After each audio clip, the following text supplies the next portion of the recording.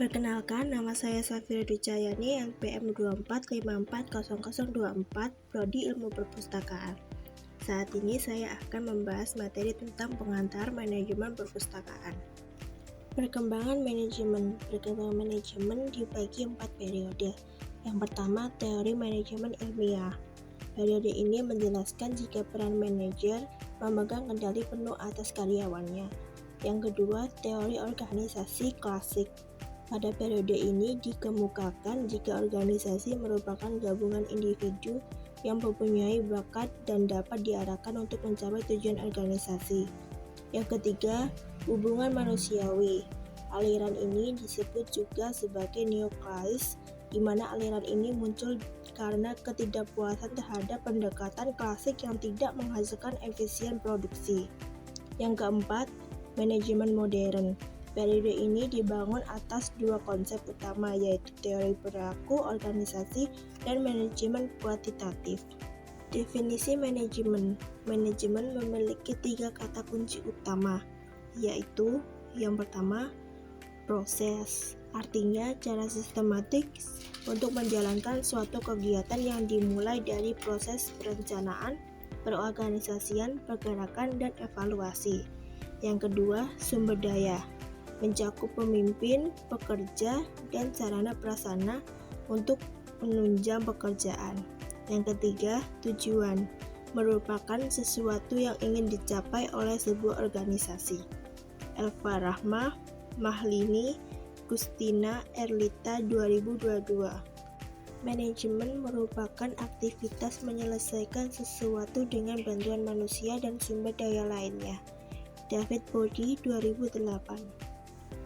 Manajemen adalah suatu seni yang berarti dalam batasan terdapat ruang lingkup yang luas untuk penggunaan kreativitas, imajinasi, inisiatif, dan solusi dalam lingkup pekerjaan. Richard Pitzer, 1994. Unsur-unsur manajemen. Yang pertama, manusia. Manusia merancang tujuan, menetapkan tujuan dan menjalankan proses mencapai tujuan. Yang kedua, uang. Uang disebut juga sebagai anggaran. Setiap kegiatan akan bermula pada anggaran. Yang ketiga, mesin.